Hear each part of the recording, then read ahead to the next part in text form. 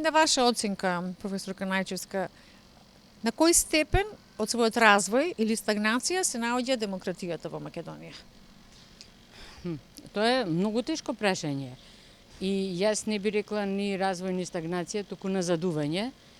Инаку, според, ако ја гледаме преамбулата на Универзалната декларација за човекови права, таму слободата на човекот се поврзува со слобода од страв и слобода од немаштија.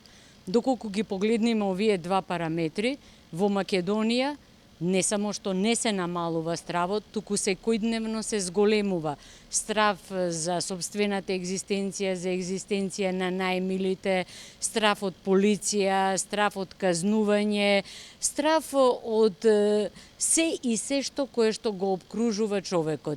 И во секој случај немаштијата не се намалува и автоматски со екзистенцијалната неслобода на човекот се намалува и можноста за негова политичка слобода, за негово слободно живење, за негов слободен избор, бидејќи не можеме да очекуваме дека човекот кој што може условно кажано да биде купен со една вреќа брашно заради тоа што тој и неговото семејство немаат што да јадат, може навистина да го направи својот слободен избор.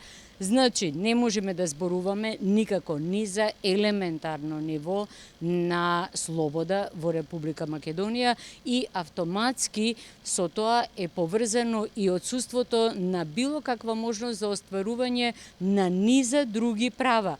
Значи, правото да се побуни, правото човекот да има свое мислење, правото човекот да го искаже своето мислење. Сето тоа е поврзано со оваа елементарна слобода од страв и од немаштина.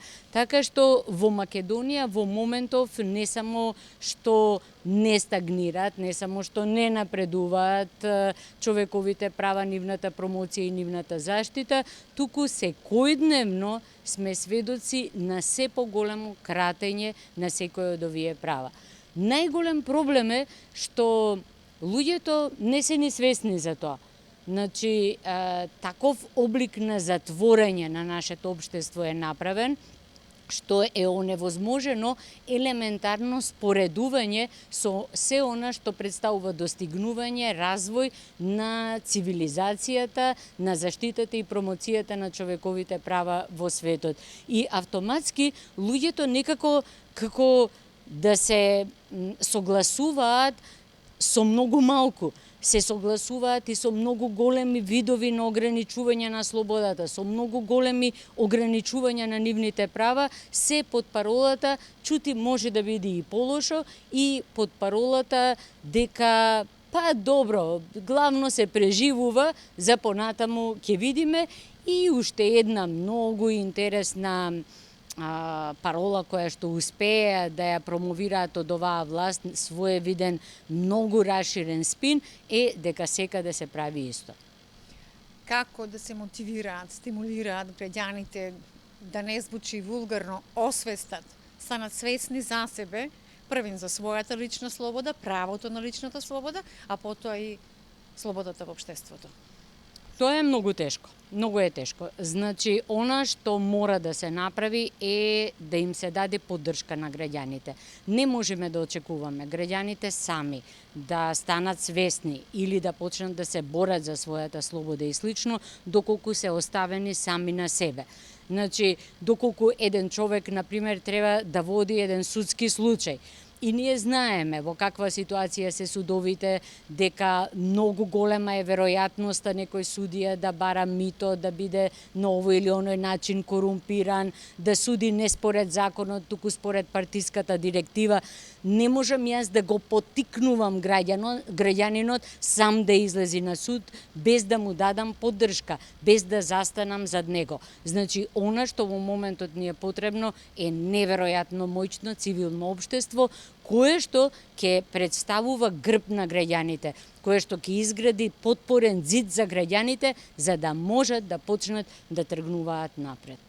Верувате ли после се што ни се случи во оваа деценија дека во Македонија постои интелектуален капацитет, критична маса која што може да придонесе во овој процес на освестување на сите граѓани, да може да се гласа слободно на едни слободни, кредибилни, фер, регуларни демократски избори во тие рамки Македонија со или без слобода? Значи, тоа се две прашања. Прво, ја наспроти други некои мислења, не мислам дека интелектуалната маса е потрошно добро или нешто слично. Мислам дека во секој момент ја има и мислам дека има многу паметни луѓе со многу знаења, со многу вештини и со многу високи морални вредности во Македонија, кои што навистина можат да застанат за изградбата на едни нови темели на идната демократија. Меѓутоа, за второто прашање, дали може навистина да има кредибилни и слободни избори во моментов, не. Навистина не мислам дека е возможно тоа.